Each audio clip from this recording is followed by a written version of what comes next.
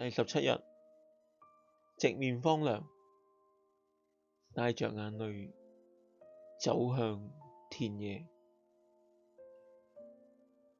好多年前，我諗我都係20歲出頭左右，曾經到好偏遠嘅山區探訪，路過遇見一幅又一幅好乾旱裂開晒嘅土地，當地人分享係同最近嘅氣候有關，導致佢哋落唔到田，做唔到勞作。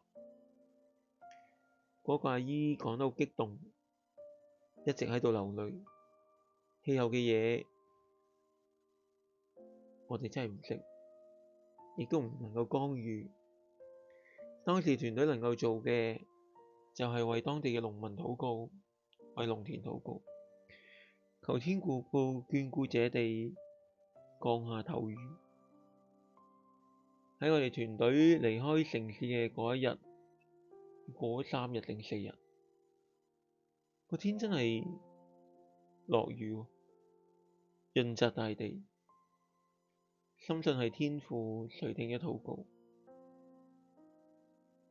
但係與此同時，我心裏邊又諗，如果個環境繼續係乾涸，土地繼續係乾旱，我哋應該做啲咩呢？唔通真係繼續流淚望住農田咩？朝聖者又係點做嘅呢？我哋一齊聽一聽詩篇126篇4至6節。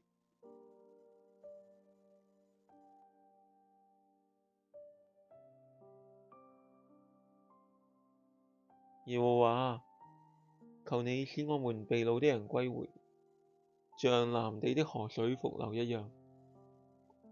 那些流淚撒種的，必歡呼收割；那帶着種子流着淚出去撒種的，必帶着禾捆歡呼快樂地回來。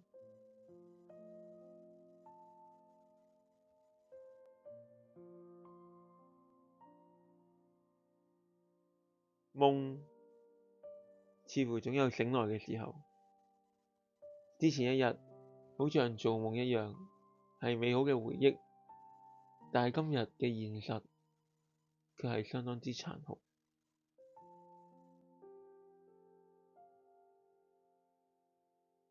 詩篇126篇嘅後半段，當朝聖者返返去耶路撒冷之後，發現城牆倒塌，田地荒蕪，甚至面臨緊乾旱同埋失收。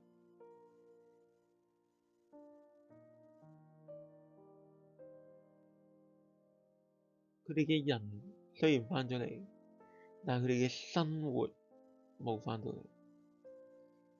所以詩人發出咗一個大膽嘅呼求，去向神去求一場能夠扭轉命運嘅暴雨，使南地嘅河水復流。南地位處巴勒斯坦南部，係一片乾旱嘅曠野。佢嘅河床喺一年裏邊大部分時間都係乾涸嘅土坑。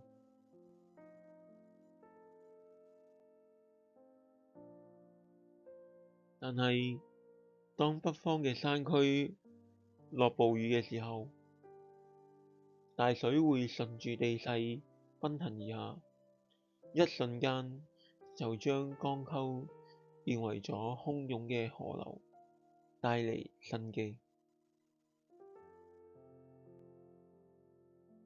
喺大水嚟到之前，我哋應該做啲咩？係咪就坐喺乾裂嘅河邊喺度齋等？抑或係將手裏面僅剩嘅一把種子傳流落嚟？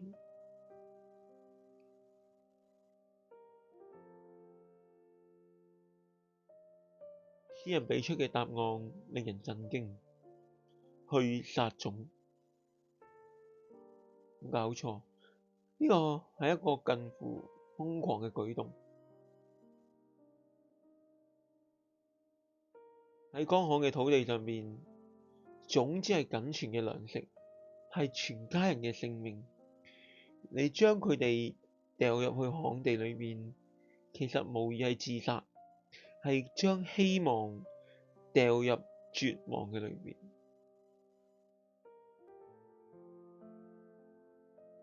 咁就解釋咗點解要流淚，因為唔係好浪漫嘅田園詩句。農夫嘅淚水裏面包含嘅係犧牲、係不捨，同埋係佢對未來嘅一場賭博。佢賭緊嘅係上帝嘅河水必會復流。佢知道，如果而家我唔撒種，等水嚟嘅時候，田裏邊將空無一物。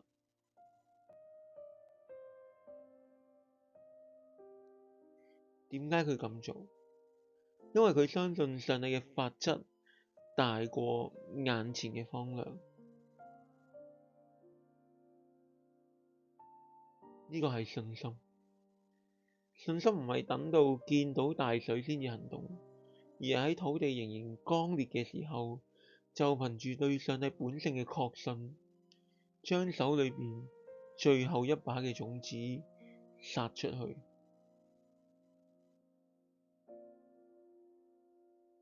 親愛嘅朝聖者，眼淚唔係用嚟浪費，係用嚟灌溉，係用嚟滋養我哋嘅信心。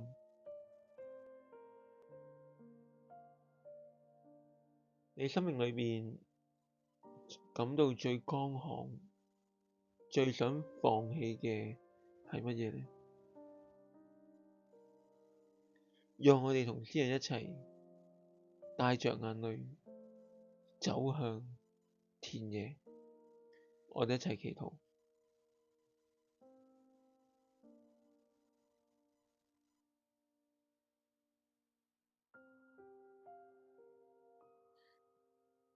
降下甘霖，眷顧大地嘅主，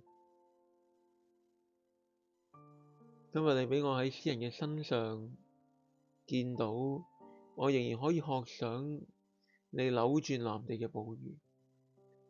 我承認我望住生命裏邊嘅藍地，我充滿無力感，有時候唔想再試啦。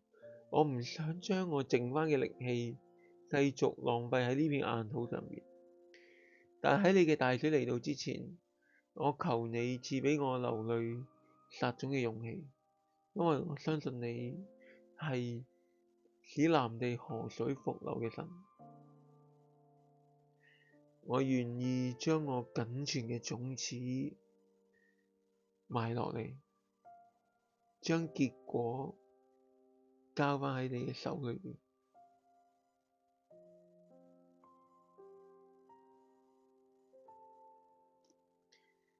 期待歡呼收割嘅日子嚟到，禱告祈求奉耶穌基督聖名，阿們。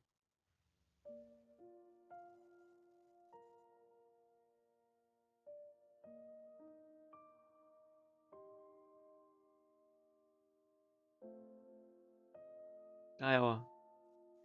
聽日我哋繼續拾級而上，向高處行。